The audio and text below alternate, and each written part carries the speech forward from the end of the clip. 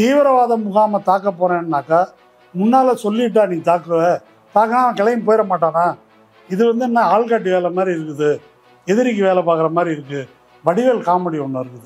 100வது திருட்ட poster அடித்து ஓட்டிட்டு திருட போவாங்க இல்லையா, அந்த மாதிரி இந்த தாக்குதல் நடந்திருக்கு. அதை கண்காணிக்கக்கூடிய ராடார்கள் இருக்குல்ல, அங்கே அதை செயலிழக்க செய்யணும். பிளைண்டிங்னு சொல்கிறது, அதை பார்க்க முடியாமல் செஞ்சுட்டு நீங்கள் அடிக்கணும். அப்பொழுது தான் என்ன நடக்கும் அப்படின்னா, உங்களுடைய விமானம் அதனுடைய கெப்பாசிட்டி என்ன, அதனுடைய பலவீனங்கள் என்ன, இதெல்லாம் கண்காணிப்பதற்கான வாய்ப்பு இல்லாமல் போகும். இப்போ நீங்கள் முன்னால் கூப்பிட்டு சொல்லிட்டு அடிக்கிறீங்கன்னாக்கா உங்கள் மொத்த விமானப்படையையும் எதிரிக்கு எக்ஸ்போஸ் பண்ணிட்டீங்க. அதனுடைய பலவீனங்கள் எல்லாவற்றையும் அவர்கள் தெரிந்து கொள்வதற்கான வாய்ப்பை வழங்கி இருக்கிறீர்கள். இப்படி செஞ்சதன் விளைவா லாங் ரேஞ்ச் மிசைலை வச்சு இந்திய எல்லைக்குள் இருந்த இந்திய போர் விமானங்களை பாகிஸ்தான் தாக்கி இருக்கிறது. மோடி சொல்ற மாதிரி பாகிஸ்தான் காலில் விழுந்து கெஞ்சியது. நான் ஒரு தேசபக்தன் என்ற முறையில் மோடி சொல்றதை நான் ஒத்துக்கிறேன். ஒரு தேசபக்தன் என்ற முறையில் அடுத்த கேள்வி கேட்கிறேன் அப்படின்னு கேட்கலாமா கூடாதா? இப்ப நான் கேட்கறது ஒரு காமன் சென்ஸ் கேள்வியா இல்லையா? இந்த கேள்விக்கு சங்கிகள், மோடி பக்தர்கள் பதில் சொல்லணும். உக்ரைன் ரஷ்யா போற நிறுத்துறேன்னு மோடி சொன்னது அதெல்லாம் சும்மா சொல்றதுதான், ஒரு உதாரு அப்படின்னு சொல்லி ட்ரம்ப்பை மட்டம் தட்டுறதா நினைச்சு மோடியை மட்டம் தட்டி சொல்லியிருக்காரு. கவுண்டமணி காமெடி ஒன்று இருக்கு தெரியுமா? என் நெத்தியில இழிச்சவாயான்னு எழுதியிருக்கான்னு கேட்பாரு. அப்படி எழுதப்பட்டவர்கள் யாராவது இருந்தா அவங்க இதெல்லாம் நம்பலாம். இது மோடி சொன்னது பொய் அப்படின்னு தலைப்பு செய்தி போட்டிருக்கேன். நான் சொல்ல அப்படி போடல, ஒரு நாகரிகம் கருதி இப்படி போட்டிருக்கிறாங்க. சரியா ஒரு வாரம் முன்னால சம்பந்தப்பட்ட இடத்தில் அந்த புல்வெளியிலேயே அந்த தீவிரவாதிகள் ரெக்கானைசன்ஸ், ரெக்கேன்னு சொல்றது, அந்த மாதிரி அங்கே ரிஹர்சல் பார்த்தாங்க. பெஹல்காமில் அந்த இடத்துல மிக முக்கியமான இடம், அமர்நாத் யாத்திரைக்கு போகிற பாதை அது. அங்கே சிஆர்பிஎஃப் அவுட் போஸ்ட் இருந்தது, ஜனவரி மாதம் எடுத்துட்டாங்க அப்படின்னு அவங்க எழுதியிருக்கிறாங்க. அதுக்கு என்ன பதில்? 1000 பேர் ஒரு நாளைக்கு வர ஒரு இடம், ரோடு ஆக்சஸ் இல்லாத இடம், அங்கே ஒரு போலீஸ் அவுட் போஸ்ட் கூட கிடையாது. இதுவரைக்கும் சொன்னதெல்லாம் பொய் அப்படின்றத நிரூபிக்க போதிய சான்றுகள் அந்த மிஸ்ரி கொடுத்திருக்கிற விளக்கத்தில் இருக்குது. ஆனால் அதை துருவி ஆராய்வதற்கு யாரும் தயார் இல்லை. அப்போ இந்த அளவுக்கு அரசியல் செய்யும் போது அதை எதிர்த்து பேசினா ஏதோ ஒன்று ஆயிடும் என்று அச்சப்பட்டால் அதன் பொருள் என்ன அப்படின்னு சொன்னாக்கா, கம்ப்ளீட்டாக அரசியலை கைவிட்டு பிஜேபிக்கு சரணடைகிறோம் என்று பொருள். உண்மையிலேயே நாட்டுப்பற்று இருக்குமானால் அவர்கள் இந்த கேள்வியெல்லாம் எழுப்பணும். அரண்சை நண்பர்களுக்கு வணக்கம். அரண்சை ஊடகம் சுயேட்சையாக இயங்குவதற்காகவே உருவாக்கப்பட்டது. நாம் செய்கிற வேலை உண்மையிலேயே மக்களுக்காக செய்கிறோம் என்பதை நீங்கள் நம்பினால், வாய்ப்பு இருந்தால் இந்த ரேசர் பே கியூஆர் கோடுக்குள்ளே நீங்கள் அதை ஸ்கேன் பண்ணி எங்களுக்கு உங்களால் இயன்றதை விருப்பம் இருந்தால் ஆதரவு தெரிவிக்கலாம். அரண்சை நேயர்களுக்கு வணக்கம். நான் மதநீர் உலகன். நமது சிறப்பு விருந்தினர் தோழர் மருதையன் அவர்கள் நிறைய விஷயங்கள் விவாதிக்க இருக்கிறோம். அவரை வரவேற்கலாம். வணக்கம் தோழர். வணக்கம். இந்தியா பாகிஸ்தான் போர் முடிவுக்கு வந்துருச்சு, சமாதானத்துக்கு வந்துட்டாங்க. ஆனாலும் அது சர்ச்சைகள் கொஞ்சப்பாடு இல்லை, தொடர்ந்து அது குறித்த பேச்சுகள் வந்துட்டு இருக்குது. இப்போ சமீபத்தில் ஜெய்சங்கர் அவர்கள் ஒன்று பேசியிருந்தார். அவர் நாங்கள் முன்கூட்டியே தகவல் சொல்லி அங்கே நீங்கள் தலையிட வேண்டாம், இராணுவம் தலையிட வேண்டாம், நாங்கள் தீவிரவாதியை மட்டும் அட்டாக் பண்ணிட்டு நாங்கள் வந்துடுவோம், நீங்கள் டிஸ்டர்ப் பண்ண வேண்டாம் அப்படின்னு சொல்லிட்டு தான் நாங்கள் போனோம் அப்படின்னு சொல்லியிருந்தார். மிக ஒரு புத்திசாலித்தனமான ஒரு நடவடிக்கை போல தெரிஞ்சுது. ஆனால் அதை ராகுல் போன்றவர்கள் கடுமையாக விமர்சனம் பண்ணுறாங்க. இதன் மூலமாக நம்ம எத்தனை விமானங்களை இழந்தோம் அப்படிலாம் கேள்வி கேட்குறாங்க. இப்போ விக்ரம் மிஸ்ரி என்ன சொல்கிறாரு அப்படின்னா, நாங்கள் தகவல் சொல்லலை அப்படின்னு சொல்கிறாங்க. ரெண்டு பேருமே இந்திய அரசின் உயரிய பதவியில் இருக்கக்கூடியவர்கள். முரண்பாடாக இருந்த மாதிரி இருக்கு. எப்படி பார்க்குறீங்க? எல்லாமே முரண்பாடாக தான் இருக்குது. ஜெய்சங்கர் என்ன சொன்னார் அப்படின்றது எல்லாரும் அது நல்ல டிவியில் இருக்குது, வீடியோவே வந்துருச்சு. அதை ஒன்றும் மறுக்க முடியாது. அதாவது தாக்குதல் தொடங்கும் போது நம்ம அவங்கள கூப்பிட்டு சொன்னோம். என்ன சொன்னோம்? நாங்கள் இராணுவ நிலைகளின் மீது தாக்குதல் தொடுக்கலை, தீவிரவாத முகாம்கள் மீது தான் தாக்குதல் தொடுக்க போகிறோம், அதனால் நீங்கள் எதிர்வினை ஆற்ற வேண்டாம் அப்படின்னு நம்ம சொன்னோம். நம்ம பேச்சை அவங்க கேட்கல, திருப்பி தாக்குனாங்க. நம்ம பதிலடியாக அதுக்கப்புறம் திரும்ப கொடுத்தோம் அப்படின்றது தான் ஜெய்சங்கர் சொன்னது. இன்றைக்கு இந்த வெளியுறவுத்துறைக்கான நாடாளுமன்ற நிலைக்குழு நேற்று பார்த்துருக்குறாங்க. இந்த நிலைக்குழுவுக்கு தலைவர் சசி தரூர், எதிர்கட்சியில் என்ன போடுவாங்க அவர் தான். அந்த நிலைக்குழு உறுப்பினர்களுக்கு ஒரு 2-3 மணி நேரம் விக்ரம் மிஸ்ரி இந்த ப்ரெஸ் மீட்டில் நடுவில் உட்காந்து பேசினார் இல்லையா, அவர் வெளியுறவுத்துறை செயலாளர், அவர் விளக்கம் சொல்லியிருக்காரு. இப்போ ஜெய்சங்கர் சொன்னதை வச்சு ராகுல் காந்தி கடுமையாக விமர்சனம் பண்ணுறாரு. என்ன விமர்சனம் பண்ணுறாரு? தீவிரவாத முகாமை தாக்க போறேன்னாக்கா முன்னால் சொல்லிட்டா நீ தாக்குவ, தாக்கினா அவன் கிளம்பி போயிட மாட்டானா? இது என்ன ஆள்காட்டி வேலை மாதிரி இருக்குது, எதிரிக்கு வேலை பார்க்குற மாதிரி இருக்குது அப்படின்னு அவர் ராகுல் காந்தி விமர்சனம் பண்ணியிருக்காரு. அந்த விமர்சனத்துக்கு இன்னைக்கு விக்ரம் மிஸ்ரி பதில் சொல்றாரு. அவர் என்ன சொல்றாரு, ஜெய்சங்கர் சொன்னது என்ன அப்படின்னாக்கா, நம்ம வந்து informed at the start of our attack அப்படின்னு அவர் சொன்னார். இது வந்து நான் என்னுடைய வார்த்தை இல்லை, இது ஜெய்சங்கருடைய வார்த்தை. Informed at the start of the attack இல்லை, இவர் சொல்றது டிஜிஎம்ஓவிடம் spoke to is Pakistani counterpart about operation Sindoor only after the first strike. முதல் ஏவுகணை அடித்த பிறகு அடிச்சுட்டு தான் சொன்னோம். இப்போ நீங்கள் சொல்லுங்க, முதல் ஏவுகணை அடிக்கும் போது சொன்னோம் அப்படின்றதுக்கும் அடிச்சுட்டு சொன்னோம் அப்படின்றதுக்கும் எவ்வளோ கேப்புன்னு நீங்கள் சொல்லுங்க. எனக்கு நீங்களும் நானும் உட்காந்துருக்குறோம், இப்படியே நீங்கள் பேசிட்டு இருந்தீங்க அப்படின்னு சொன்னால் ஓங்கி ஒரு அப்பு அப்பிடுவேன் அப்படின்னு சொல்லிட்டு நான் அப்புறம் இருக்கும் அப்பிட்டு சொல்றது எவ்வளோ டைம் கேப்பு, மிகப்பெரிய மறுப்பு மாதிரி அதை வெளியிட்டு இருக்கிறாங்க. இதை வந்து அப்போ நம்ம வந்து யோசிச்சு பார்க்கணும். வடிவேல் காமெடி ஒன்று இருக்குது, அவருடைய சிஷ்ய கோடிகள் இருக்காங்கல்ல, அவங்க வந்து 100வது திருட்ட போஸ்டர் அடித்து ஓட்டிட்டு திருட போவாங்க இல்லையா, அந்த மாதிரி இந்த தாக்குதல் வந்து நடந்திருக்குது. இதை ஜெய்சங்கர் அவருடைய வார்த்தையில சொல்லியிருக்காரு. இல்ல அது அப்படி எடுத்துக்கிறதா, அல்லது வந்து ராணுவத்துக்கும் எங்களுக்கும் சண்டை இல்லை, இது ஒரு போரா மாறிவிடக்கூடாது, எங்க நாட்டுல வந்து ஒரு சில தீவிரவாதிகள் உள்ள போது தாக்குதல் நடத்தினாங்க, அதுக்கு எதிர்வினையாக நாங்க தீவிரவாத முகாம்கள் மீது தாக்குதல் நிறுத்துறோம், நீங்க வந்து டிஸ்டர்ப் பண்ண வேண்டாம், இது வந்து ஒரு நல்லுறவையும் பேணிக்கிட்டு அதே நேரத்துல எதிரிகளையும் அழிக்கிறது அப்படிங்கிற ஒரு யுக்தி தானே அது. ஆமா, அதுக்கு அது பொருள் என்னன்னு நான் சொல்றேன். இப்போ நான் என்ன சொல்றேன்னா, இது ஒரு பர்ஃபார்மன்ஸு. ஜெய்சங்கருடைய வார்த்தையிலே சொன்னா, நீங்க பாகிஸ்தான் நாட்டுக்குள்ள போய் குண்டு போட போறீங்க, அவன்கிட்ட உன் நாட்டில் தீவிரவாத முகாம் இருக்கு, அதை நாங்கள் குண்டு போட போறோம், ராணுவ நிலைகளை தாக்கலைன்னு சொல்றீங்க. அவன் வந்து சரிங்க, அப்போ தீவிரவாத முகாம் மட்டும் நீங்கள் அடிச்சுக்கோங்க, தீவிரவாத முகாம் இருக்குன்னு ஒத்துக்கிட்டு அதை அடிச்சுக்கோங்க அப்படின்னு உங்களுக்கு அனுமதி கொடுக்கணும். அப்படிதானே?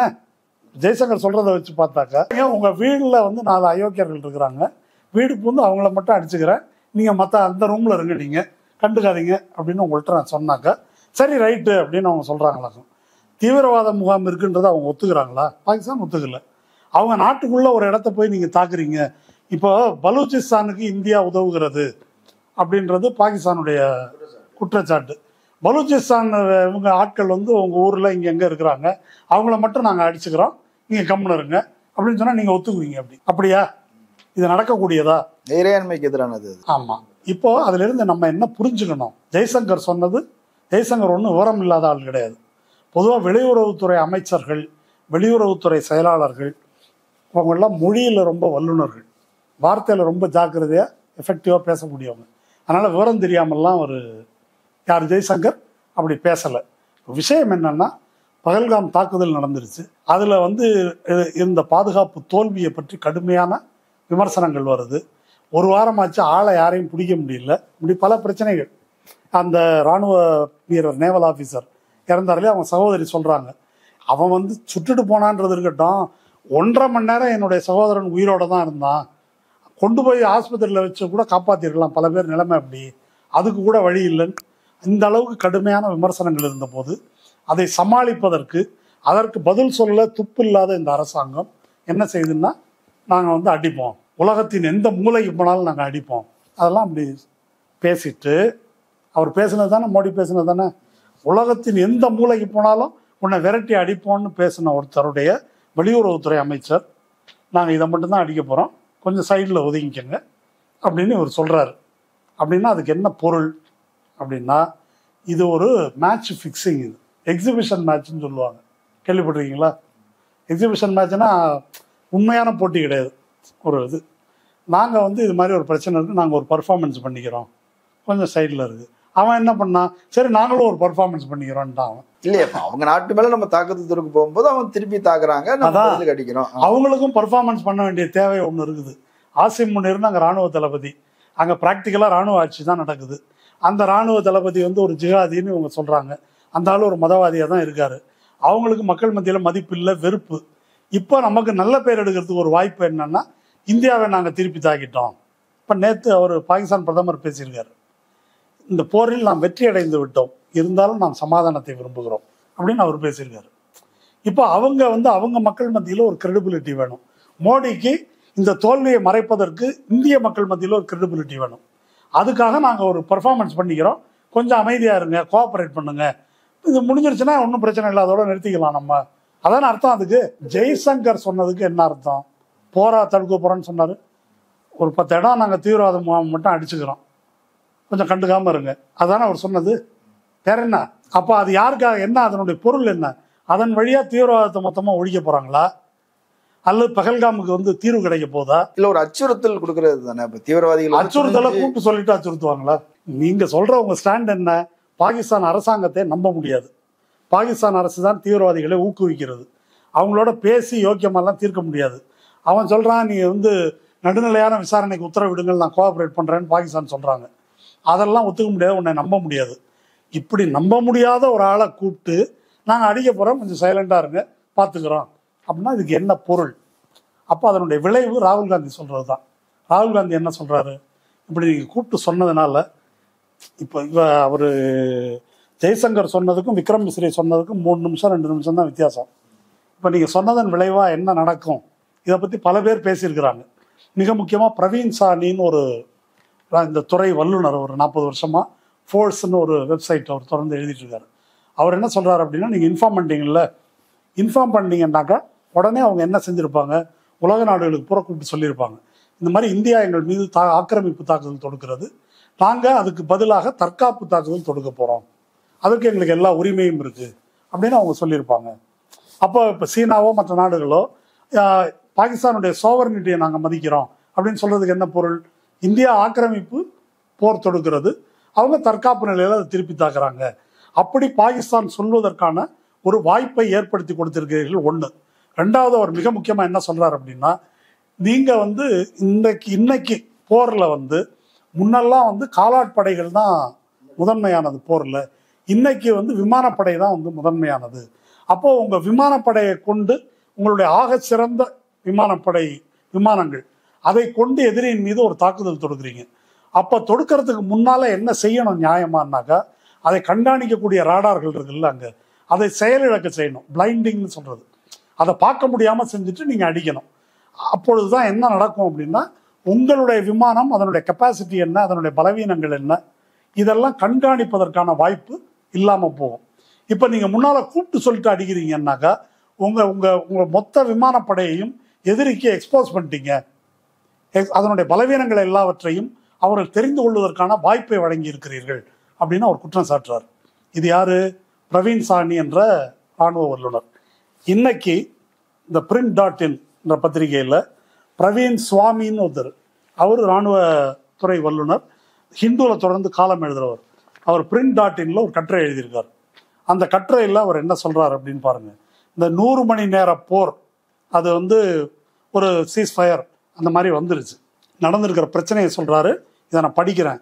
forewarned by India that it would strike at terrorism related targets alone. பயங்கரவாதம் தொடர்பான இலக்குகள் மீது மட்டும்தான் தாக்குவோம் என்று இந்தியா முன்னெச்சரிக்கை செய்ததன் விளைவாக, யார் சொல்றாங்க? French analyst Fabrice Wolf has suggested. பிரான்ஸை சேர்ந்த ஆய்வாளர் யார்? ஃபேப்ரிஸ் வுல்ஃப் என்பவர், இந்தியா இப்படி எச்சரித்ததன் விளைவாக என்ன நடந்திருக்குன்னாக்கா, the Pakistan Air Force responded by using long-range missiles to target aircraft that remained on the Indian side of the border. இப்படி செஞ்சதன் விளைவா லாங் ரேஞ்ச் மிசைலை வச்சு இந்திய எல்லைக்குள் இருந்த இந்திய போர் விமானங்களை பாகிஸ்தான் தாக்கி இருக்கிறது. அதன் விளைவாக என்ன சொல்றாருன்னா, at least 2 fighter jets and perhaps as many as 5, ஏறத்தாழ 5 விமானங்களை பாகிஸ்தான் சுட்டு வீழ்த்தி இருக்கிறது அப்படின்னு பிரெஞ்சு வல்லுநரை மேற்கோள் காட்டி பிரவீன் சுவாமி எழுதுறாரு. பிரவீன் சுவாமி பாகிஸ்தான் கைக்கூலி அல்ல, அவர் பாகிஸ்தான் பயங்கரவாதத்துக்கு எதிரானவர், அதை நசுக்கணும்னு எழுதுறவர். அதை எப்படி செய்யறது? இந்த போர் அதற்கான வழி அல்ல, இது எதிரான விளைவை தான் ஏற்படுத்தியிருக்கு. நமக்கு காஷ்மீர் தான் முக்கியம், காஷ்மீர் முக்கியம், காஷ்மீரை இந்தியாவுடன் வைத்திருப்பது என்ற நோக்கத்துக்கு எதிராக முடிஞ்சிருக்குன்னு அவர் கட்டுரையில் விளக்குறாரு. இப்போ இதுக்கு என்ன பதில்? இப்போ இதை தான் ராகுல் காந்தியும் சொல்றாரு. இப்போ நீங்கள் இதை ஓப்பன் பண்ணி விட்டீங்க, இதன் மூலமாக அவங்க அடிக்கிறதுக்கு ஏதுவாக இருந்தது, அதுக்கு ஏற்பாடு பண்ணி கொடுத்துட்டீங்க அப்படின்றத அவங்க சொல்றது. ஜெய்சங்கர் சொன்னதை விக்ரம் மிஸ்ரி எந்த வகையிலும் மறுக்கவில்லை. 2 பேரும் சொன்னதுக்கு இடையில ஒரு 2 நிமிஷம் 3 நிமிஷம் வேணால் வித்தியாசம்னு சொல்லலாம். இதை கேட்டுக்கிட்டு அந்த எதிர்கட்சிகள்லாம் போனாங்கல்ல ஸ்டாண்டிங் கமிட்டியில், அவங்க அறிவை எந்த மியூசியத்தில் கொண்டு வைக்கிறதுன்னு எனக்கு தெரியல. இந்த கேள்வி எதையும் எழுப்பவில்லை. இனி நாளை வருகின்ற பத்திரிகைகள் இந்த கேள்விகளை எழுப்பும் என்று எதிர்பார்ப்போம். இல்லைப்பா, அவங்களாம் கேட்டிருக்கிறாங்கல்ல. இப்போ அதே விக்ரம் மிஸ்ரிகிட்ட சசி தரூர் பேசியிருக்கிறார், அவங்க கேள்விகள் எழுப்பியிருக்கிறாங்க. அவங்க திருப்திகரமா பதில் இருந்தது அப்படின்னும் சொல்லியிருக்கிறாருல்ல. சசி தரூருக்கு எல்லாம் ரொம்ப திருப்தியா இருந்திருக்கும். அவரை பத்தி பேசாதீங்க. அவர் எந்த கேள்வியும் கேட்டதாக இந்த செய்தியில இல்லை. அவர் தான் ஸ்டாண்டிங் கமிட்டியினுடைய தலைவர். அவர் ஒரு கேள்வி கேட்டதா இன்னைக்கு இந்து பேப்பர்ல இல்லைங்க, எக்ஸ்பிரஸ்ல இல்லை, எந்த பத்திரிகையிலையும் இல்லை. அப்படின்னா சசி தரூர் யாருடைய ஆளு அப்படின்னு நீங்க பாத்துங்க. இப்போ திபேந்திர ஹூடா கேள்வி கேட்டுக்கிறாரு, அப்புறம் ஒரு கம்யூனிஸ்ட் எம்பி கேள்வி கேட்டுக்கிறாரு. ஜிதேந்திர ஹூடா என்ன கேள்வி கேட்டிருக்காரு? அவர் எத்தனை விமானத்தை இழந்தோம் அப்படின்னு சொல்லி அதுக்கு என்ன பதில் சொல்லியிருக்காங்க? அதை நாங்க சொல்ல முடியாது, எங்களுக்கு எந்த லிமிட் இல்லை அப்படின்ற. ஏன் சொல்ல முடியாது? இப்போ ஸ்டாண்டிங் கமிட்டியில கேட்குறாங்க. அவங்க என்ன சொல்றாங்கன்னா, இப்போ நீங்க இந்த போலீஸ் ஸ்டேஷன்ல கம்ப்ளைண்ட் கொடுத்தா எங்க ஜூரிஸ்டிக்ஷன் இல்லைன்னு சொல்லுவாங்க. அந்த மாதிரி இது வெளியுறவுத்துறையில வரல, அப்போ இராணுவத்துறை ஸ்டாண்டிங் கமிட்டி வரும்போது அங்கே கேட்கணுமா? இந்த பிரச்சனையெல்லாம் நடந்துட்டு இருக்கும் போதே விமானப்படை அதிகாரி இருக்காரு, அவற்றை நிருபர்கள் கேட்குறாங்க, இந்த மாதிரி ரஃபேல் விமானத்தை சுட்டு வீழ்த்திட்டதாக சொல்றாங்களே, அதை பற்றி உங்கள் கருத்து என்ன அப்படின்னு கேட்குறாங்க. இது இந்த பிரச்சனை நடந்துட்டு இருக்கும்போது அதுக்கு என்ன பதில் சொன்னார் தெரியுமா? சண்டையில கிழியாத சட்ட உலகத்தில் எங்கே இருக்கு தான் பதில். போர்னா இழப்பு ஏற்பட தான் செய்யும். சரிங்க, அது இருக்கட்டும்ங்க, கேட்குற கேள்விக்கு சொல்லுங்க, விமானம் சுற்று வீழ்த்தப்பட்டதா இல்லையா அப்படின்னு கேட்டதுக்கு உரிய நேரத்தில் அதற்கு விடை அளிக்கப்படும் அப்படின்னு அவர் சொன்னார். இதுக்கு என்ன பொருள்? இவரை கேட்டாக்க இது எங்க தொடர்பு எல்லைக்கு அப்பாற்பட்டது அப்படின்னு இவர் பதில் சொல்றாரு. ஆனா உலக பத்திரிகை பூரா எழுதிட்டாங்க. இவங்க சொல்றது இருக்கட்டும், ரஃபேல் விமானத்தை சுற்றி வீழ்த்திட்டான்னு முதல்ல சொன்னது யாரு தெரியுமா? பிரான்ஸுக்காரன். பிரெஞ்சு உளவுத்துறை தான் அதை சொன்னது. அப்புறமா பிரிட்டனுடைய டெலகிராஃப் பத்திரிகையில் வந்தது, அதுக்கப்புறம் சிஎன்என்ல வந்தது, அப்புறம் பிபிசியில் வந்தது. இப்படி எல்லாரும் சொல்லியாச்சு. இப்போ நான் சொன்ன இந்த பிரவீன் சானி என்ற இராணுவத்துறை ஆய்வாளர் இருக்கார் இல்லையா, அவர் ஒரு பேட்டி கொடுத்துருக்காரு. அவர் அந்த பேட்டியில் ரொம்ப விளக்கமாக சொல்கிறாரு. முதல்ல இதை யார் தெரியுமா அறிவிச்சாங்க? இந்தியா டுடே தான். இந்தியா டுடே சேனலில் போம்போர் என்ற இடத்துல ஜம்மு அண்ட் காஷ்மீரில் அங்கே நின்றுக்கிட்டு ஒரு நிருபர் பேசுகிறாரு லைவா ஸ்பாட்ல இருந்து. இங்கே 3 விமானங்களை சுட்டு வீழ்த்தி இருக்கிறார்கள், அது பக்கத்தில் போக முடியல, ஐஏஎஃப் அந்த இடத்த கார்டன் ஆஃப் பண்ணியிருக்குது அப்படின்னு இந்தியா டுடேல லைவ்ல சொல்கிறாரு. அந்த காட்சி அதோடு நிறுத்தப்படுகிறது. அதை நான் பார்த்தேன்னு சொல்லிட்டு யார்கிட்ட எப்போ எந்த நேரத்தில் வந்துச்சு அப்படின்னு ஒரு தெளிவாக சொல்கிறாரு. அதுக்கப்புறம் இந்த சர்வதேச பத்திரிகைகளெல்லாம் அது நியூயார்க் டைம்ஸ் உள்ளிட்ட பத்திரிகைகள் எல்லாத்துலேயும் அது வந்துருச்சு. பாகிஸ்தான் என்ன சொல்லுதுன்னா, பாகிஸ்தான் இராணுவத்தினுடைய செய்தி தொடர்பாளர், அவர் பேர் லெப்டினன்ட் ஜெனரல் அகமது ஷரீஃப் சௌத்ரி, அவர் நியூயார்க் டைம்ஸுக்கு பேட்டி கொடுத்துருக்காரு. அவர் என்ன சொல்கிறாரு, எங்களுடைய நூர்கான் ஏர்பேஸ் இஸ்லாமாபாத் பக்கத்தில், அங்கே இந்திய இராணுவம் குண்டு போட்டிருக்குது, மேலும் பல இடங்களில் க்ரூஸ் மிசைலால் தாக்கியிருக்கிறாங்க என்பது உண்மைதான். ஆனால் அவங்க சொல்கிற அளவுக்கு டேமேஜ் இல்லை, ஓரளவுக்கு டேமேஜ் ஆகிருக்குது அப்படின்னு அதை சொல்லிட்டு, நாங்கள் இந்தியாவின் 26 மிலிட்ரி சைட்டை தாக்கியிருக்கிறோம், 6 இந்திய போர் விமானங்களை சுட்டு வீழ்த்தி இருக்கிறோம் அப்படின்னு சொல்லிட்டு அந்த செய்தியாளருக்கு, அலெக்ஸ் டிராவல்லி என்ற நியூயார்க் டைம்ஸ் செய்தியாளர்கிட்ட அவர் கேட்குறாரு, we have been very transparent, நாங்கள் வெளிப்படையாக இருக்கிறோம் எங்களுடைய இழப்புகள் பற்றி, has India done the same, India அப்படி சொல்லுகிறதா அப்படின்னு கேட்டிருக்கிறாங்க. இந்திய ஊடகங்களை உலக நாடுகள், உலக பத்திரிகைகள் பூரா காரி துப்புது, அவ்வளோ கேவலமாக இருக்குது அப்படின்னு சொல்லி பொய் பிரச்சாரம் செய்கிறாங்க. இல்லை, ஒரு போர் நடந்துகிட்டு இருக்கும்போது ஒரு நம்பிக்கை ஊட்டக்கூடிய செய்திகள் தானே சொல்ல முடியும், நெகட்டிவாக சொல்ல முடியாது இல்லையா? நம்பிக்கை ஊட்டக்கூடிய என்ன செய்தி? கராச்சி எரிகிறது, இஸ்லாமாபாத் தரைமட்டமாகி விட்டது, பாகிஸ்தான் இராணுவம் சரணடைந்து விட்டது, இவ்வளவும் சொன்னாங்க இல்லையா? அமைச்சர்கள் வெளிநாடு தப்பிச்சு போயிட்டாங்க. ஆமாம், ஏதாவது ஒன்று நடந்திருக்கா? ஒரு வெக்கமான சூடு சொரணை ஏதாவது இருக்கா எங்களுக்கு? இவெல்லாம் மனுஷன் தானா எல்லாரும்? இப்படி ஒரு செய்தி போட்டிங்களே, இப்போ என்ன? அப்போ போட்ட செய்தி என்ன? ஏதாவது ஒரு கொஞ்சமாவது இது என்ன ஒரு மனித பிறவிகளாவீங்களான்னு எனக்கு தெரியல. கொஞ்சம் கூட கூச்ச நாச்சமே இல்லாத தொடச்சி போட்டு போகிறவங்க. அப்போது நான் என்ன சொல்ல வரேன்னா, இந்த இழப்புகள் பற்றி அவர் கேட்குறாரு, பிளேனை பற்றி அவர் கேட்குறாரு, அதுக்கு ஒன்றும் பதில் இல்லை. எங்க எல்லைக்கு அப்பாற்பட்டதுன்றது ஒரு பதிலா? இன்னொன்று போர் நிறுத்தம் குறித்தும் கேட்டுக்கிறாங்களே. போர் நிறுத்தம் வந்து எப்படி ட்ரம்ப் எப்படி அறிவித்தார் அப்படின்னு சொல்லி கேட்டுக்கிறாங்க. ஜான் பிரிட்டாஸ் கேட்டிருக்காரு. ஆமா. அப்ப அதுக்கு கூட வந்து அது உக்ரைன் போரை வந்து நிறுத்துறேன்னு மோடி சொன்னார்ல, அது போலதான் ட்ரம்ப் சொன்னது அப்படின்னு பதில் சொல்லியிருக்கிறாங்களே. அதாவது போர் நிறுத்தத்துக்கு இவங்க ஒரு விளக்கம் சொல்றாரு. அதுலயே அந்த பேட்டியில சொல்றது இருக்கட்டும், மோடி சொன்னார கேட்டீங்கல்ல, பாகிஸ்தான் காலில் விழுந்து மன்றாடியது, அதனால போர் நிறுத்தம். போரெல்லாம் நிறுத்தல, ஒரு பாஸ் பட்டனை தான் அழுத்திருக்கிறோம். ஆபரேஷன் சிந்தூர் தொடர்கிறது. மோடி பேசுனது உண்டா இல்லையா? பாஸ் பட்டன் தான் அழுத்திருக்கோம். ஏன் அழுத்தணும்னாக்க அவங்க கெஞ்சினாங்க, இனிமேல் செய்ய மாட்டோம், போரை அவங்க நிறுத்திக்கங்க. இதில் இப்போ விக்ரம் மிஸ்ரி என்ன சொல்றாரு, அவங்க தொடர்பு கொண்டு கேட்டாங்க, மோடி மாதிரி அப்படி ஜிக்னாவாக பேசல அவர், அவங்க கேட்டாங்க, அதனால நம்ம ஒத்துக்கிட்டோம்.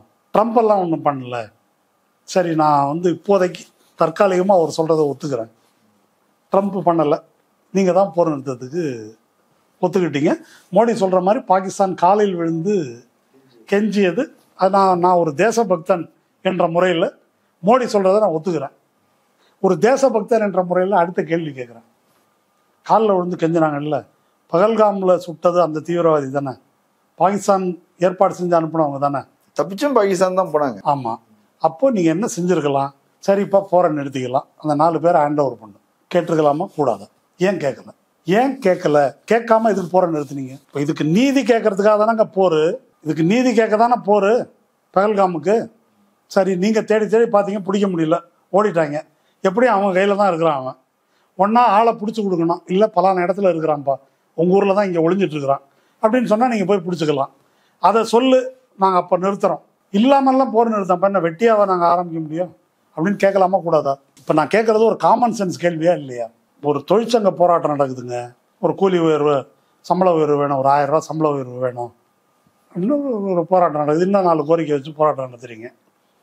போராட்டத்தை வந்து திடீர்னு வாபஸ் வாங்குறாரு தொழிற்சங்க தலைவர். தொழிலாளிகள் என்ன கேட்பாங்க, எதனால வாபஸ் வாங்குறீங்க? நிர்வாகம் என்ன கோரிக்கையை ஒத்துக்குச்சு? மொத்தம் எல்லா கோரிக்கையும் கூட ஒத்துக்க மாட்டாங்க. இப்போ எல்லா தீவிரவாதியும் நிறுத்துறேன், பிடிச்சி கொடுக்குறேன்லாம் வேணாம். இந்த 4 பேர் அவசரமான கோரிக்கை, ஒரு 500 ரூபா சம்பள உயர்வு, அதுக்கு ஒத்துக்கிட்டாங்களா? இல்லை ஒரு 1000 ரூபா ஒத்துக்கிட்டாங்களா அப்படின்னு கேட்டால் எதுவுமே ஒத்துக்கல, வாபஸ் வாங்கிட்டோம் அப்படின்னு சொன்னால் தொழிலாளிகள் அந்த தலைவரை என்னன்னு சொல்லுவாங்க, ஏமாத்துறான், பொட்டி வாங்கிட்டியா? அப்போ நான் பாகிஸ்தானில் மோடி பொட்டி வாங்கியிருப்பாருன்னா நான் சொல்ல மாட்டேன். பாகிஸ்தானில் வாங்க வேண்டிய அளவுக்கு அவர் ஒன்றும் கஷ்டத்தில் இல்லை, அவர் கொடுக்கறதுக்கு அதானி போன்ற பலர் இருக்கிறாங்க, அதனால் அது தேவையில்லை. ஆனால் இந்த கேள்விக்கு சங்கிகள், மோடி பக்தர்கள் இதுக்கு பதில் சொல்லணும். இந்த கேள்வி ஏன் கேட்கல? எதுக்காக நிறுத்தினீங்க? எதை அடைந்தீர்கள்னு நிறுத்தினீங்க? அவன் தான் காலில் விழுந்து கெஞ்சனான்ல, நமக்கு இந்த 4 பேர் வேணும்ல, அதை கேட்கறதுல உங்களுக்கு என்ன பிரச்சனை? கேட்டீங்களா முதல்ல? கேட்கலன்னா அதுக்கு என்ன பொருள்? கேட்கலன்றதுக்கு என்ன பொருள்னா அதுதான் ஜெய்சங்கர் சொன்னார். இந்த நாங்கள் ஒரு 4 இடம் மட்டும் அடிச்சுக்கிறோம், பர்ஃபார்மன்ஸ் பண்ணிக்கிறோம். நம்ம வடிவேல் சொல்கிறாருல காமெடியில், பர்ஃபார்மன்ஸ் பண்ண விடுங்கடான்றாருல்ல, அப்படி பர்ஃபார்மன்ஸ் பண்ணிக்கிறோம், கொஞ்சம் கம்முன்னு இருங்க எங்கள் ஆளுங்களுக்கு அப்படின்றது தான் இப்போ இதுக்கு பொருள். உங்களுக்கு நோக்கம் வந்து பகல்காமின் பயங்கரவாதிகளை தண்டிப்பது உங்கள் நோக்கமாக இல்லை அப்படின்றது தான் அதிலிருந்து கிடைக்குது. இந்த கேள்விக்கு பதில் இல்லை. ட்ரம்ப்புக்கும் இதுக்கும் சம்மந்தம் இல்லை, அவருக்கு ஒன்றும் நாங்கள் சொல்லலை, அவர் ஒன்றும் இதில் சம்மந்தப்படலை அப்படின்னு ஒரு பதில் சொல்கிறாரு. ஏங்க அவர் 7 வாட்டி பேசியிருக்காரு இது வரைக்கும், நான் தான் முடிச்சு வச்சேன் அப்படின்னு. ட்ரம்ப் இது வரைக்கும் 7 வாட்டி, இனி தொடர்ந்தும் பேசுவார். அவர் 7 வாட்டி பேசியிருக்காரு. இல்லை, இப்போ வருத்தத்தில் சொல்லியிருக்கிறார், எனக்கு அதுக்குரிய பேரும் புகழும் கிடைக்கல. இல்லை, அதெல்லாம் இருக்கட்டும், 7 வாட்டி பேசியிருக்கிறாரு. இப்போ என்னங்க இவ்வளோ வாட்டி பேசியிருக்காருன்னு ஒரு பிரிட்டாஸ் கேட்டிருப்பார் போல இருக்கு. அதுக்கு விக்ரம் மிஸ்ரி சூப்பராக ஒரு பதில் சொல்லியிருக்காரு. அதெல்லாம் சீரியஸாக எடுத்துக்காதீங்க, நம்ம பிரதமர் இருக்காரு, அவர் கூட உக்ரைன் ரஷ்யா போரை நிறுத்துறேன்னு பேசினார், அதை போய் சீரியஸாக எடுத்துக்குவீங்களா? அந்த மாதிரி தான் ட்ரம்ப் பேசியிருக்காரு அப்படின்னா, அப்போ அந்த அளவுக்கு கேவலமாக வந்து மோடியை வந்து அந்த மாதிரி ஒரு பீஸ் அப்படின்ட்டார் விக்ரம் மிஸ்ரி. உக்ரைன் ரஷ்யா போரை நிறுத்துறேன்னு மோடி சொன்னது அதெல்லாம் சும்மா சொல்கிறது தான், ஒரு உதாரு அப்படின்னு சொல்லி ட்ரம்ப்பை மட்டம் தட்டுறதா நினச்சி மோடியை மட்டம் தட்டி சொல்லியிருக்காரு. என்னுடைய கேள்வி ஒன்று தான், 7 வாட்டி சொல்லியிருக்காருல்ல, நீங்கள் எப்போவாவது அந்த தூதரை அழைத்து, அமெரிக்க தூதரை, ஐயா நாங்கள் 2 பேரும் பேசி கொண்டிருக்கிறோம், 3வது தரப்பு தலையிடுவதை விரும்பவில்லை, உங்கள் அதிபர் தொடர்ந்து பேசி கொண்டிருக்கிறார், இதை இந்தியா வந்து விரும்பவில்லை, ஆட்சேபம் தெரிவிக்கிறது, ஒரு வாட்டி சொல்லியிருப்பீங்களா? சொன்னீங்களான்னு நான் கேட்குறேன். இல்லை, அமெரிக்காவுக்கும் இந்தியாவுக்குமான உறவு கெட்டு போயிடக்கூடாது அப்படிங்கிறது தான் கங்கனா ரனாவத் ட்வீட் போடும்போது கூட அது நீங்கள் சொல்லலைன்னு மட்டும் இல்லை, கங்கனா ரனாவத்தோ அர்னாப் கோஸ்வாமியோ சொன்னா கூட உடனே அர்னாப் கோஸ்வாமி அந்த வீடியோ எடு, அவன் அங்கே நின்றுட்டு ஸ்டூடியோவில் யார் அந்த ட்ரம்ப்பு அப்படின்னு அந்த அந்த வீடியோ எடுத்தாச்சு. கங்கனா ரணாவத், நீ 2 வாட்டி தான் ஜெயிச்சிருக்க, எங்காலும் 3 வாட்டி ஜெயிச்சிருக்காரு, யார் தெரியுமா ஆள், நான் யாருக்கும் கட்டுப்பட மாட்டேன் எங்கள் தலைவனை தவிர அப்படின்னு சொன்ன உடனே நட்டா கூப்பிட்டு வாயமுடு அப்படின்னு சொல்லி அதை எடுக்க சொல்லி, அந்த அம்மா பரவாயில்ல, நானாக எடுக்கல, நட்டா சொன்னார் அதனால தான் எடுத்தேன்.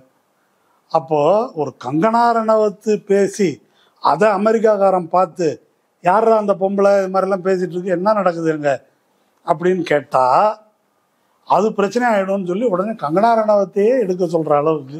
கங்கனா ரணாவத்தில் நீங்கள் சீரியஸாக எடுத்துக்குவீங்களா? நம்ம யாரும் சீரியஸாக எடுத்துக்க மாட்டோம்.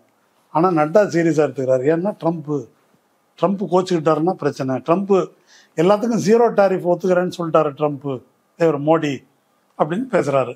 அதுக்கும் பதில் இல்லை. ஆப்பிள் கம்பெனி இங்கே ஆரம்பிக்க போகிறாங்கன்னு இவங்க புகழ் பிரமாதமாக பேசிகிட்டு இருக்கிறாங்க.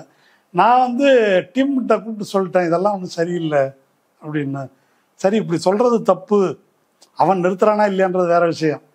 எதையாவது ஒன்றை சொல்கிறதுக்கு கையில் விலங்கு போட்டு கொண்டாந்தாங்க. அதை கேட்டாரா மோடி? கேட்கல. அங்கே உட்கார வச்சுக்கிட்டு $100 பில்லியன் நமக்கு பயங்கரமாக ட்ரேட் பேலன்ஸில் டிஃபரன்ஸ் இருக்குது, அப்பட்டமான பொய், உண்மைக்கு மாறான தகவல். மோடி கம்முன்னு உட்காந்துருக்காரு. அதனால் ட்ரம்ப் தலையிடவில்லை, நாங்களே பேசி முடித்தோம் அப்படின்னு சொல்கிறத நம்பணும்னாக்கா கவுண்டமணி காமெடி ஒன்று இருக்குது தெரியுமா? என் நெத்தியில் இழிச்சவாயன்னு எழுதியிருக்கான்னு கேட்பார். அப்படி எழுதப்பட்டவர்கள் யாராவது இருந்தால் அவங்க இதெல்லாம் நம்பலாம். இதுல பாகிஸ்தான் அணு ஆயுத தாக்குதல் அச்சுறுத்தல் இருந்தது. எனவே போரை இது ஒரு போரா மாறிவிடக்கூடாதுங்கிற கவலையும் இந்திய அரசுக்கு இருந்திருக்கும்ல. ஒரு அச்சுறுத்தலை நம்ம எதிர்கொள்ள, இந்த அச்சுறுத்தலுக்கெல்லாம் நாங்கள் பயப்பட மாட்டோம்னு சொன்னாரா இல்லையா மோடி?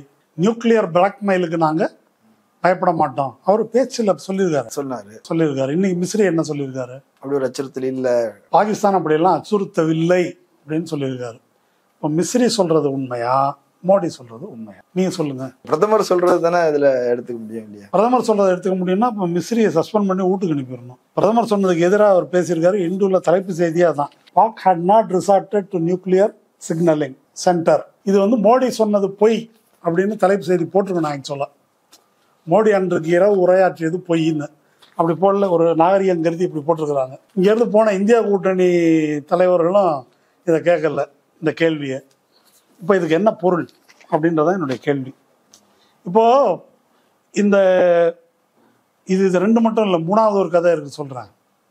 இராணுவம் 2 நாள் முன்னால் அவங்க ட்விட்டர் பக்கத்தில் ஒரு ட்வீட்டு போட்டிருக்கிறாங்க. இராணுவத்தில் என்ன ட்வீட்டு? அங்கேருந்து பாகிஸ்தான் ஷாஹீன் ஏவுகணைகள் அதை ஏவுனாங்க. நம்முடைய பிரம்மோஸ் ஏவுகணைகளை சூப்பர்சானிக் க்ரூயிஸ் மிசைலை வச்சு அதை வீழ்த்தி விட்டோம் அப்படின்னு ஒரு ட்வீட்டு. எது? இந்திய இராணுவத்தினுடைய வெஸ்டர்ன் கமாண்டு ட்வீட் போட்டிருக்கிறாங்க, வீடியோ போட்டிருக்கிறாங்க, ஆப்ரேஷன் சிந்தூர்.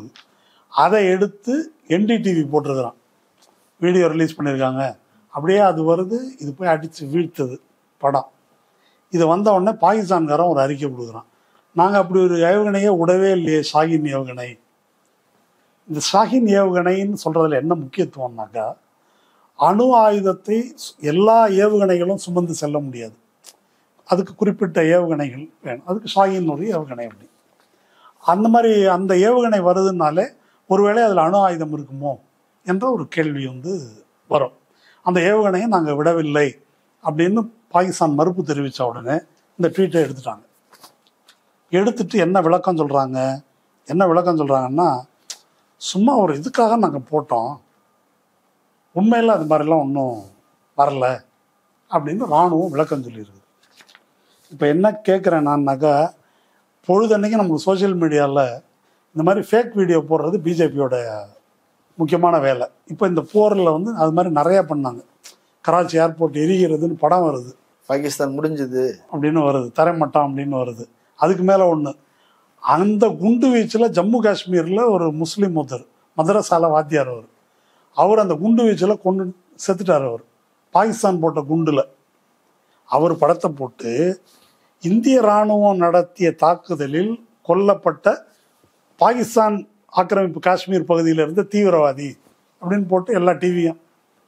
அதுக்கப்புறம் இது யாருன்னு கேட்டால் இங்கே உள்ளவர், அவங்க குடும்பம் கதறாங்க. அப்போ இவ்வளவு ஃபேக் வீடியோ போடுறது பிஜேபிக்கு ரொம்ப சகஜம் அண்ணாமலையை கேட்டால் அதை பற்றி நல்லா சொல்லுவார். அவர் எப்படி அதை செய்யலாம், என்ன ஏது அப்படின்னு விளக்கமாக சொல்லுவாருன்னு வச்சுங்களேன். நம்ம இதுவரைக்கும் பிஜேபி ஐடி செல்லு அந்த வேலையை செய்கிறது நமக்கு தெரியும். இராணுவத்துக்குள்ளே பிஜேபி ஐடி செல் இருக்குதா, இல்லை ஏதாவது ஆர்எஸ்எஸ்காரர்கள் ஊடுருவி இருக்காங்களா, இராணுவம் இந்த வேலையை செய்ய முடியுமா? இராணுவத்தில் இந்த மாதிரி போட்டு ஒரு ட்விட்டர் மே 18ஆம் தேதி போட்டிருக்கிறாங்க, ஞாயிற்றுக்கிழமை. இந்த மாதிரி ஜஸ்டிஸ் சர்வ்டு அப்படின்னு போட்டு இதெல்லாம் போட்டிருக்கிறாங்க. போட்டுட்டு அதுக்கப்புறம் இப்படி எடுக்கிறாங்க. இது இந்த ராஜா சொன்ன மாதிரில இருக்குது, அட்மின் போட்டாருன்ற மாதிரி. அப்படி எந்த விளக்கமும் இல்லை. இப்போ இப்படி ஒன்று நடந்திருக்குதே, இதெல்லாம் ஒரு கேவலம் இல்லையா, தலைகுனிவு இல்லையா ஒரு நாட்டுக்கு? நம்ம நாட்டு அர்னாப் கோசாமி மாதிரி ஊடகங்கள் பேசுறது, இராணுவமே இந்த மாதிரி பொய் சொல்றது, இதெல்லாம் அசிங்கம் இல்லையா? இதை இப்போ இந்த அணு ஆயுத விஷயத்தில் இப்போ இது 3 மேட்டர் வந்துருக்குது. மோடி பிளாக்மெயில்னு சொல்கிறாரு, மிஸ்ரி பிளாக்மெயில் இல்லைன்றாரு, ஷாஹின் ஏவுகணையை நாங்கள் வீழ்த்தி விட்டோம்னு இராணுவம் போட்டுட்டு அப்படியெல்லாம் இல்லைன்னு எடுக்கிறாங்க. இப்போ அணு ஆயுதம்னா உங்களுக்கு என்ன விளையாட்டா? 2 நாட்டுக்கிட்டையும் கிட்ட ஒரு 160 170 ஏவுகணைகள் இருக்குது. இந்தியாவிட்டையும் பாகிஸ்தான்ட்டையும் 10, ஏதாவது கூட குறைச்சிருக்கலாம், அதில் ஒன்றும் பெரிய வித்தியாசம் இல்லை. இப்போது இந்த போரில் இது ஒரு கட்டத்தில் ஏதாவது ஒரு கட்டத்தில் ஸ்பார்க் ஆகி அணு ஆயுத போராக மாறிவிடக்கூடாது அப்படின்றதான் எல்லாருடைய கவலை. 98 99 கிளின்டன் இந்தியா அணு ஆயுத சோதனை நடத்தினோன்னு அவன் ஒன்று நடத்தினான். அப்போ கிளின்டன் ஒன்று ரொம்ப பிரபலமான அறிக்கை, உலகத்திலேயே ரொம்ப ஆபத்தான பகுதி இதுதான் அப்படின்னு சொன்னார். ஏன்னா 2 பகை நாடுகள்கிட்ட அணு ஆயுதம் இருக்குது. அந்த மாதிரி ஒரு பிரச்சனை இது வரைக்கும் 3 போர் நடந்துருக்குது. அப்போது இதில் என்ன நடக்கும்? பாகிஸ்தானில் நீங்கள் அந்த ஆசிம் முனீர் ஒரு ஜிகாதி அப்படின்றீங்க இல்லையா? அப்படி தானே சொல்கிறாங்க. பாகிஸ்தான் இராணுவம் சிவில் அரசாங்கத்துக்கு கட்டுப்படாது, அவங்க தான் ஐஎஸ்ஐயை வச்சு தனியாக தீவிரவாதிகள் இது பண்ணுறாங்க. பிரதமர் சொன்னால் கூட அவனுக்கு கேட்க மாட்டான்னு, பிரதமர் தான் இராணுவ ஜெனரல் சொல்கிறத கேட்கணும். இதெல்லாம் நம்ம ஒன்றும் இல்லைன்னு சொல்லலை. அந்த மாதிரி சூழல் அங்கே இருக்குது. இம்ரான் கானை பிடிச்சி உள்ளே வச்சுருக்குறாங்க. ரைட்டு. இப்போ இங்கே இருக்கிற இராணுவம் இந்த மாதிரி போட்டிருக்கீங்களே, இப்போ இங்கேயே அந்த மாதிரி அங்கே ஜிகாதி இருக்கிற மாதிரி இங்கே சங்கிகள் உள்ளே வந்துட்டாங்க, அவங்களுடைய வேலையை அது. இப்போ என்டிடிவி போட்டால், அர்னாப் கோசாமி வீடியோ போட்டால் எனக்கு கவலை இல்லை. இந்திய இராணுவம் போடுது, இதுக்கு என்ன பொருள்? இதை யார் கேட்கறது? இந்த மாதிரி ஒன்று நடக்கும்போது இது உண்மைன்னு நம்பி இது ஒரு அணு ஆயுத போருக்கு போகுது அப்படின்னு சொன்னால் அதனுடைய விளைவு என்ன? 1983 ஒரு சம்பவம் நடந்திருக்குது. இது நான் திரும்ப திரும்ப வலியுறுத்தி சொல்கிறேன். இது கோல்டு வார் பீரியடு, பனிப்போர் காலம், அமெரிக்காவுக்கும் ரஷ்யாவுக்கும் இடையில். இந்த பக்கம் ரஷ்ய முகாம், வார்சா பேக்ட் நாடுகள், அந்த பக்கம் நேட்டோ நாடுகள். ஐரோப்பாவில் 2, கிழக்கு ஐரோப்பா மேற்கு ஐரோப்பா 2 பக்கமும் இன்னைக்கு உக்ரைன்லாம் வரிசை அணு ஆயுத ஏவுகணைகள். அந்த பக்கம் ஜெர்மனியிலேருந்து அணு ஆயுத ஏவுகணைகள், அமெரிக்காவோடது. இப்படி இருக்குது. 2 பக்கமும் 24 மணி நேரமும் உட்காந்து கண்ணில் விளக்கெண்ணெய் ஊற்றிட்டு என்ன வருதுன்னு பார்த்துட்டு இருக்கிறதுக்கு ஆளுங்க இருக்கிறாங்க. அப்படி ரஷ்யாவில் பெட்ரோவ் அப்படின்னு ஒரு லெப்டினன்ட் கர்னல், அவர் டியூட்டியில் உட்காந்து பார்த்துட்டு இருக்கும்போது அமெரிக்காவிலேருந்து ஒரு 5-6 ஏவுகணைகள் வர்ற மாதிரி அவருக்கு சிக்னல் வருது. அப்படி சிக்னல் வந்தால் அவர் உடனே என்ன செய்யணும்? ரஷ்ய இராணுவ தலைமையத்துக்கு சொன்னாங்க. இம்மிடியட்டாக அவங்க என்ன செய்வாங்க? ரஷ்ய ஏவுகணைகளை அமெரிக்காவை நோக்கி அணு ஆயுத ஏவுகணைகளை விடுவாங்க. விட்டால் கதை முடிஞ்சது. இப்போ அந்த நிமிஷம் இவருக்கு கொஞ்சம் இது ஒருவேளை உண்மையாக ஏதாவது தப்பாக இருக்குமோ அப்படின்னு ஒரு சந்தேகம் வருது. அவர் என்ன யோசிச்சு பார்க்குறாரு? வேற ஒன்றும் இல்லை, அணு ஆயுத ஏவுகணை அனுப்புனா 5-6 அனுப்ப மாட்டாங்க, அதை விட கூடுதலாக வரணும் மொத்த ரஷ்யாவினுடைய பரப்பை கவர் பண்ணுறதுக்கு. அதனால் இது ஏதாவது தப்பாக இருக்கக்கூடும், அதனால் கொஞ்சம் பொறுப்போம்னு யோசிக்கிறார். கொஞ்சம் பொறுப்பு. அவர் சொன்னது ஒருவேளை அவருடைய முடிவு தவறாக இருந்தாக்கா அந்த ஏவுகணைகள் தாக்கியிருக்கும். ஆனால் அந்த ரிஸ்க் அவர் எடுக்கிறார். அப்புறமா பார்க்கும்போது என்னன்னு கேட்டால், சூரிய ஒளி மேகங்களின் மீது பட்டு அந்த ரிஃப்ளெக்ஷனில் தவறான ஒரு சிக்னல் அது கொடுத்துருக்குது, ஏவுகணை தான் வருது. இந்த விஷயம் யாருக்கும் தெரியாது. 1983 நடந்தது. 1990 சோவியத் ரஷ்யா டிஸ்இன்டகிரேட் ஆகுது இல்லையா, உடைஞ்சதெல்லாம் ஆன பிறகு அந்த ரஷ்ய அரசனுடைய ஆர்கைவ்ஸ் அதை ஓப்பன் பண்ணும்போது இப்படி ஒரு சம்பவம் நடந்திருக்கிற பதிவு அங்கே இருக்குது. அது வெளியே வந்த பிறகு அந்த பெட்ரோவுக்கு உலகத்தையே காப்பாற்றியவர் இவர், அழிவிலிருந்து காப்பாற்றியவர். ஏன்னா ரஷ்யாவிட்டையும் அமெரிக்காவிட்டையும் உலகத்தை ஒரு 30-40 வாட்டி அழிக்கிற அளவுக்கு அணு ஆயுதம் இருக்குது. அப்போ அவர் காப்பாற்றினார் அப்படின்னு அவருக்கு விருதெல்லாம் கொடுத்து பாராட்டுறாங்க. இப்போ இந்த ஏவுகணையில் இப்படி விளையாடுறாங்களே, ஷாஹினை விட்டாங்கன்னு நாங்கள் தடுத்துட்டோம், அல்லது பிளாக்மெயில் பண்ணாங்கன்னு மோடி சொல்கிறாரு. அப்போ இவர்கள் வந்து மக்களுடைய உயிரை பற்றி என்ன நினைச்சிட்டு இருக்கிறாங்க, எதை வச்சுட்டு என்ன அரசியல் சூதாட்டம் வந்து நடத்துறாங்க, இந்த கேள்விகளை எல்லாம் யார் கேட்பது? தேசபக்தி போர் அப்படின்னு இவங்க சொல்லிட்டாக்க உடனே பயந்து நடுங்கி உட்காந்துடணுமா? இதுக்கெல்லாம் என்ன பதில்? 3 விதமா பேசியிருக்கிறாங்களே, இதுக்கு என்ன அக்கௌண்டபிலிட்டி? மோடி சொன்னது பொய்ன்னு இப்போ சொல்லியிருக்காரு. ஹிந்துவில் இன்னைக்கு தலைப்பு செய்தி. வெக்கமான ஏதாவது இருக்கா? இந்தியா கூட்டணியிலேருந்து போய் உட்காந்துருக்குறாங்க. சசி தரூர் 2 மணி நேரம் ரொம்ப திருப்திகரமாக இருந்தது பேச்சுவார்த்தைன்றார், விளக்குனது அப்படின்னு. அந்த அளவு ஒரு கைக்கூலி, அவனை அடித்து பிஜேபிக்கு துரத்தி விடலாம் பேசாமல். இதுக்கு என்ன பொருள்? அது வெளிநாட்டுக்கு வந்து குழு அனுப்புகிறாங்களாம். இப்போ அவங்கள தானே அனுப்ப போகிறாங்க எதிர்கட்சியிலேருந்து ஒரு குழு. அதுலேயும் ஒரு கேவலமான வேலை. ஒரு கட்சியிலேருந்து குழு அனுப்புகிறேன்னா உங்கள் கட்சியில் யாரங்க அனுப்புறீங்க அப்படின்னு தானே கேட்கணும் அப்படின்னு கிரண் ரிஜிஜு கேட்டிருக்காரு கார்கே கிட்ட. அவர் ஒரு பக்கம் கேட்டுட்டு இவங்க 4 பேர் பேரை கொடுத்துருக்குறாங்க. அந்த அது கேட்டுட்டு இவங்க பேரை வாங்கி வச்சுக்கிட்டு இவன் வேற 4 பேரை, இன்னொரு 3 பேரை ரெடி பண்ணி இவங்க 4 பேரில் ஒரு ஆளை மட்டும் எடுத்துக்கிட்டு மிச்சம் 3 பேர் சசி தரூர் உள்பட, சசி தரூர் பேரை இவங்க கொடுக்கல. அவன் 5ஆம் படைன்னு இவங்களுக்கு தெரிஞ்சிருக்குது, அதனால் கொடுக்கல. சசி தரூர் உள்பட அவர் தலைமையில் தான் போக போகுது அப்படின்னு சொல்லி ஒரு. அப்போ இதுக்குள்ளேயும் அந்த கட்சிக்குள்ள பிளவை ஏற்படுத்துறது எப்படி அப்படின்றது மோடியோட திட்டம். இவங்க இந்தியா கூட்டணின்னு இருக்கிறாங்கல்ல, இவங்க எதுக்கு போகிறாங்கன்னு எனக்கு தெரியல. மோடி தான் உலகம் பூரா சுற்றி இருக்காருல்லங்க. மோடியோட நீங்கள் பெரிய ஆளா? நான் கேட்குறேன். நாமளே போய் சொல்றதை விட எதிர்கட்சிகள் போய் சொன்னா இன்னும் நம்பகத்தன்மை இருக்கும் இல்லையா? மோடி மேலே நம்பகத்தன்மை இல்லைன்றீங்க. இப்போ அங்கேயே கேட்டுருக்குறாங்க விக்ரம் மிஸ்ரிகிட்டே, இந்த தூதுக்குழு அனுப்புறீங்களே, இப்போ உங்கள் வெளியுறவு கொள்கை தோல்வி அடைந்து விட்டது என்று பொருளா?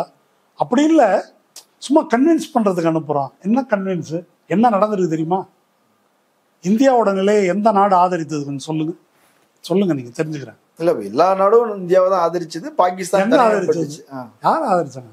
பயங்கரவாதத்தை கண்டிக்கிறோம்னு எல்லா நாடும் சொல்லிட்டாங்க. நீங்கள் பாகிஸ்தான் மீது தாக்குதல் தொடுத்ததை எந்த நாடு ஆதரித்ததுன்னு சொல்லுங்க. 2 பேர் தான் இந்தியாவுக்கு ஆதரவு. ஒன்று தாலிபான், இன்னொன்று இஸ்ரேல். ஆதரவு தாலிபான். அந்த பக்கம் ஜியோனிஸ்ட் அரசு, அது மோடிக்கு ரொம்ப ஃப்ரெண்டு.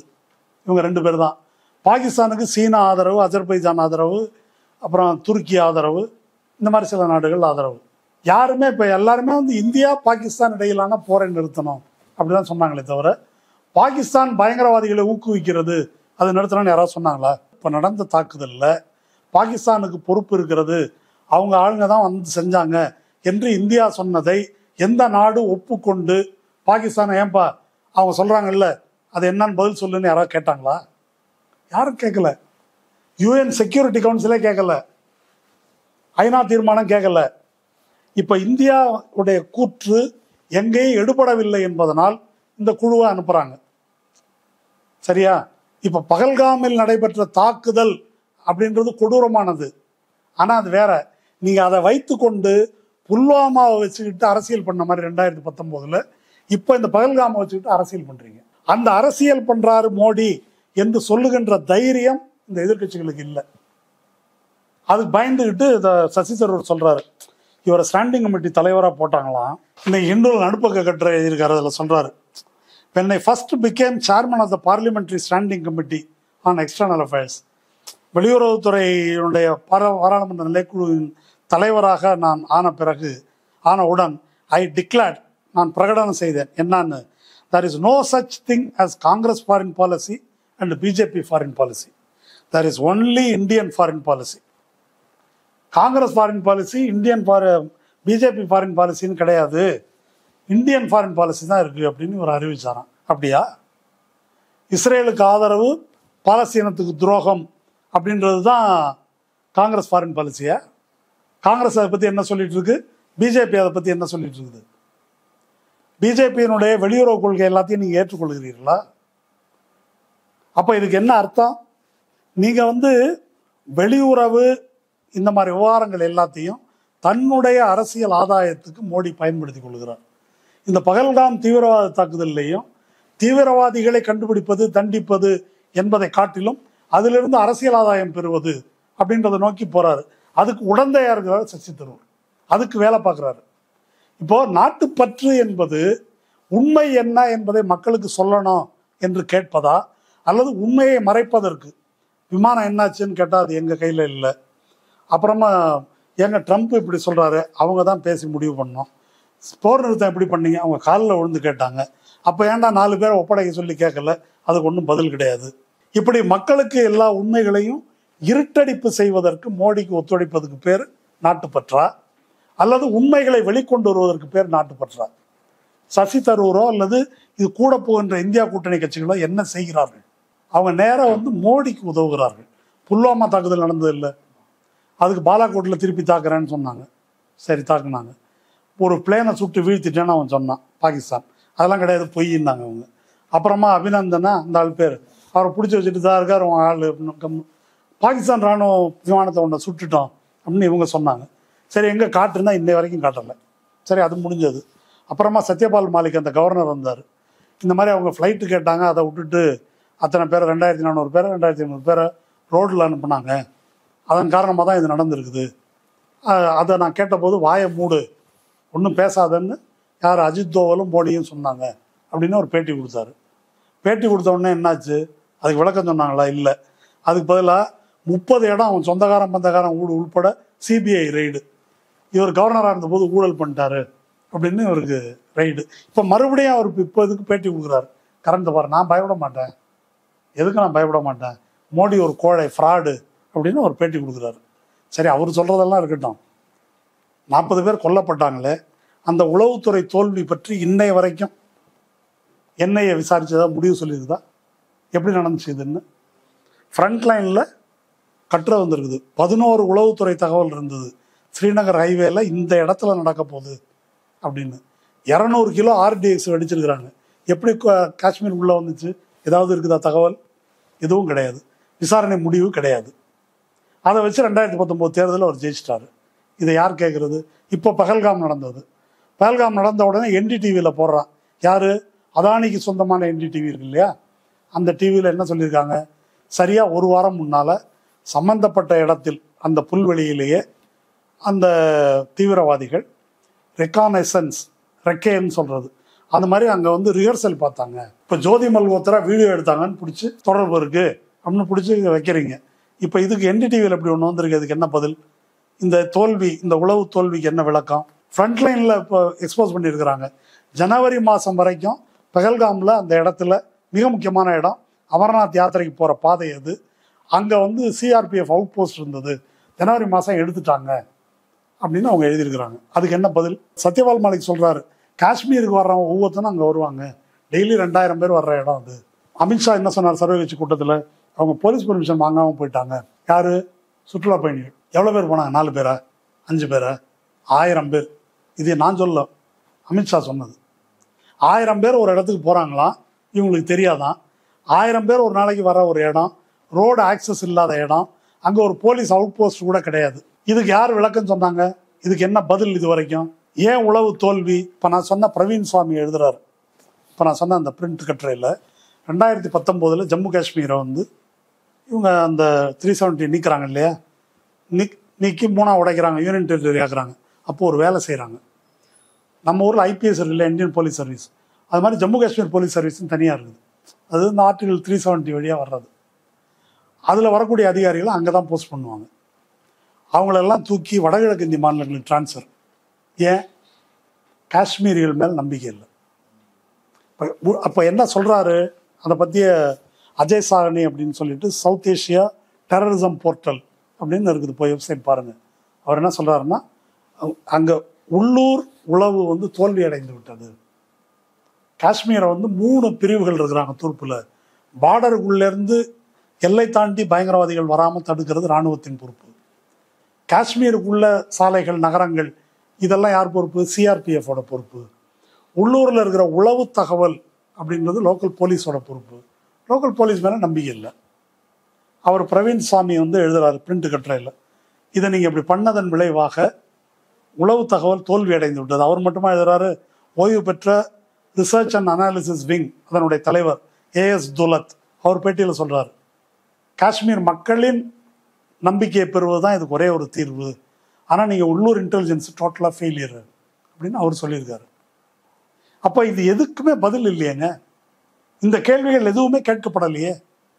எந்த கேள்வியும் கேட்கப்படாமல் இது மாதிரி ஒரு தாக்குதல் ஒன்று நடத்திட்டு நான் பாஸ் பட்டன் தான் அழுத்தியிருக்கிறேன், ஆபரேஷன் சிந்தூர் தொடருதுன்னு சொல்லிட்டு இன்னைக்கு என்ன அட்டாரி வாகா பார்டரில் என்ன நடக்குது? பழையபடி ரெஸ்டோர்டு, அந்த 2 தரப்பும் இது பண்ணுறது இருக்கு இல்லையா, அது ரெஸ்டோர் பண்ணிட்டாங்க. அது கொஞ்சம் சுருக்கமான முறையில் நடைபெறுமா. இதுக்கு என்ன பொருள்? பார்டர் ஓப்பன் பண்ணியாச்சு. பாகிஸ்தான்லேருந்து வைத்தியத்துக்கு வந்தவங்கலாம் பிடிச்சி வெளியே துரத்தி விட்டீங்க. அப்படிதான் நடந்துச்சு.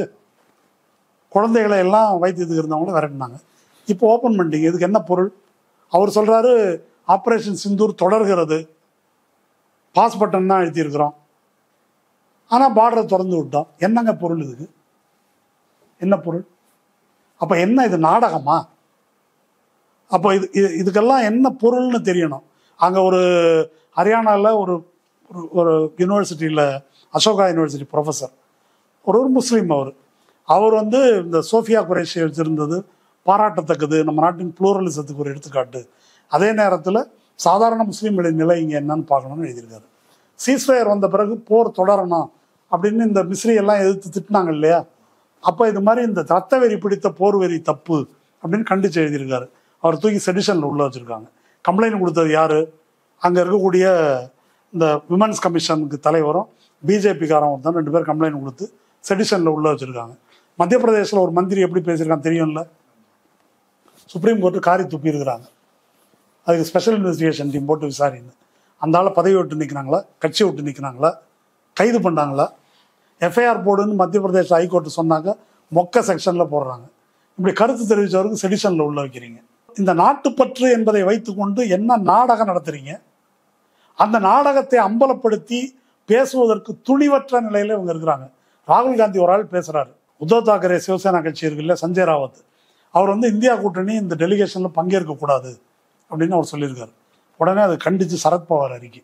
லோக்கல் பாலிடிக்ஸை வந்து தேச நலனுக்கு எதிராக கொண்டு வரக்கூடாது. யார் கொண்டு வராங்க? இவர் தான் லோக்கல் பாலிடிக்ஸை தேச நலனுக்கு எதிராக சரத்பவார் யூஸ் பண்ணுறாரு. அஜித் பவார் கட்சியை உடைச்சிட்டு போயிட்டான். இப்போ அஜித் பவாருக்கு நூல் விட்டுட்டு இவர். அப்படி ஒரு துரோகியோட கூட்டணி வைக்கலாம். அஜித் பவார் பிஜேபியோட ஆட்சியில் இருக்கிறார். இவங்க சொந்தக்காரன் பந்தக்காரன் பேசிட்டு இருக்கிறாங்க. இவர் ஆதாயத்துக்காக நாட்டு நலனுக்கு எதிராக இந்த அரசு செயல்படுகிறது. அது தொடர்பான கேள்வி எதையும் கேட்காம அந்த கேட்குறவனை வந்து நீ ஆய முடினாக்க, அப்போது எதிர்கட்சிகளை சேர்ந்தவர்களாக இருக்கட்டும், அல்லது இப்போது மோடி தான் நாட்டுப்பற்றுக்கு மொத்த குத்தகை என்று நம்பக்கூடிய பிஜேபிக்காரர்களாக இருக்கட்டும், இந்த கேள்விகளுக்கெல்லாம் பதில் சொல்லுங்கள். இது எதுவும் என்னுடைய கேள்விகள் அல்ல. பல வல்லுநர்கள் இதை பற்றி கேள்வி எழுப்பியிருக்கிறாங்க. ஊடகங்கள், மாஸ் மீடியாவில் இதை வந்து இருட்டடிப்பு பண்ணலாம். ஆனால் இந்த கேள்விகள் எதுவும் விடை இல்லை. இப்போ மிஸ்ரி இன்னைக்கு சொல்லி எல்லா பத்திரிகைகள்லையும் முதல் பக்கத்தில் வந்திருக்கிறது. இதுவரைக்கும் சொன்னதெல்லாம் பொய் அப்படின்றத நிரூபிக்க போதிய சான்றுகள் அந்த மிஸ்ரி கொடுத்துருக்கிற விளக்கத்தில் இருக்குது. ஆனால் அதை துருவி ஆராய்வதற்கு யாரும் தயார் இல்லை. நான் சொல்லுகிறேன், ராமன் அப்படின்னு காட்டி மிரட்டினாங்க, ராம ஜென்ம பூமி அப்படின்னு காட்டி மிரட்டி, இந்துவுக்கு நாங்கள் தான் அத்தாரிட்டி, இதை பற்றி பேசக்கூடாதுன்னாங்க.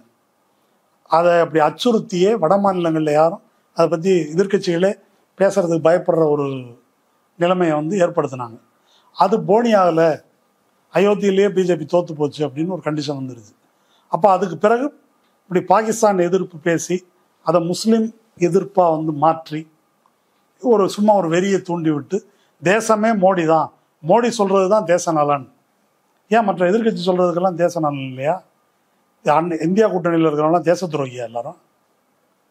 அவங்க எதுவும் பேசுவாங்க, என்னை ஆதரிச்சா மட்டும்தான் தேசபக்தன் என்று ஒரு பாலிடிக்ஸை ஒரு முன் தள்ளுறாரு.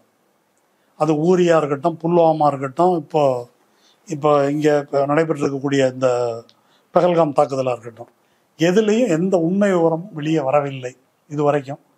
அதுக்கு வந்து அதை கேட்டு உண்மையை வந்து வெளியே பேச சொல்லணும். அப்படிப்பட்ட ஒரு துணிவு இந்தியா கூட்டணி கட்சிகளுக்கு வேணும். இப்போ காஷ்மீர் மக்கள், அந்த பிரவீன் சுவாமி கட்டுரையில் சொல்கிறாரு, இன்றைக்கி அந்த பிரிண்ட் கட்டுரையிலேயே, நம்ம நோக்கம் என்னன்னு கேட்குறாரு. பாகிஸ்தானோட சண்டை போட்டு பாகிஸ்தானை க்ளோஸ் பண்ணுறதா, இல்லை காஷ்மீர் அமைதியாக இந்தியாவின் பகுதியாக இருக்கணுமா? எது நம்ம நோக்கம்னு கேட்டிருக்காரு. நீங்கள் சொல்லுங்கள், எது நம்ம நோக்கம்? காஷ்மீர் அமைதியான முறையில் நம்மளோட இருக்கணுங்கிறத நோக்கம். அதான் நம்ம நோக்கம், சரியா? அப்போ அமைதியான முறையில் நம்மளோட இருக்கணும் அப்படின்னா காஷ்மீரில் இருக்கக்கூடிய மக்களின் மனங்களை வென்றெடுக்க வேண்டும். அதான உண்மை, அதானே செய்யணும்.